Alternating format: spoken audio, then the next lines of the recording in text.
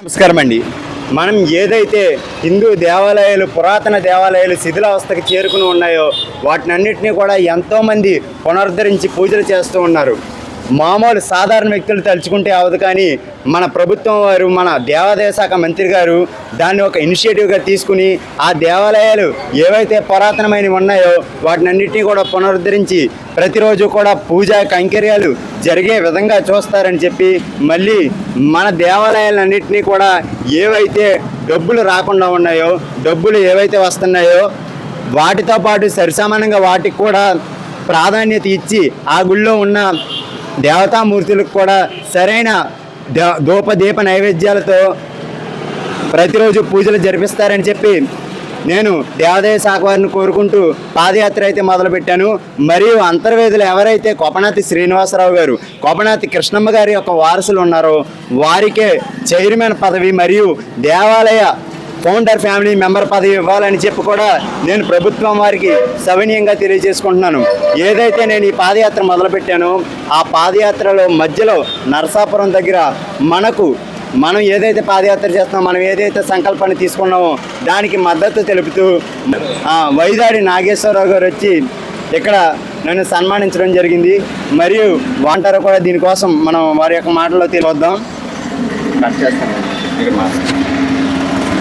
ఏదైతే మన తమ్ముడు యాదగిరి పానకాల లక్ష్మీనరసింహస్వామి ఆలయం నుంచి పాదయాత్ర అయితే చేశారో ఆ పాదయాత్ర అనేది చిన్న విషయం కాదు.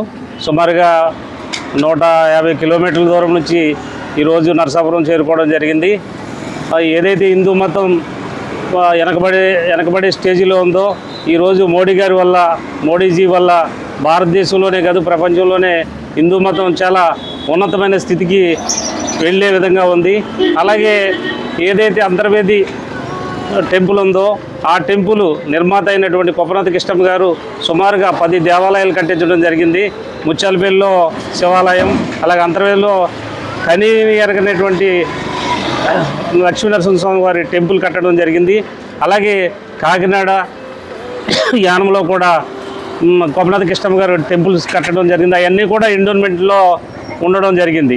అటువంటి మహానుభావుడు ఏదైతే హిందూ భావజాలాన్ని వృద్ధి చేయాలని, హిందూ భావజాలాన్ని పెంపొందించాలని, హిందువులందరూ కూడా సంఘటితంగా ఉండాలని ఆ రోజుల్లో వేల కోట్లు వెచ్చించి కట్టినటువంటి టెంపుల్స్కి ఆయన హిందూ మతానికి ఇచ్చినటువంటి ప్రాధాన్యత చిన్న విషయం కాదు. అటువంటి హిందూ మత ఉద్ధరకుడైనటువంటి కొపనాతి కృష్ణమ్మ గారి వారసుల్ని కుటుంబ వారసులుగా చేర్చకుండా అన్య వ్యక్తుల్ని చేర్చడం జరిగింది.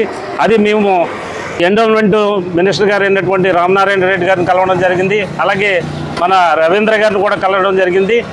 టీడీపీ గవర్నమెంట్లోనూ ఈ జనసేన ఉమ్మడి పార్టీ వ్యవస్థలో కంపల్సరిగా ఆ కొపనాతి కృష్ణమ్మ గారి వారసులకి న్యాయం జరుగుద్దని, అలాగే ఈయన యొక్క ఈ జానకిరామ యొక్క దీక్ష ఏదైతే ఉందో పాదయాత్ర దీక్ష అది సంకల్పం నెరవేరుతుందని కోరుకుంటూ సెలవు తీసుకుంటున్నాను.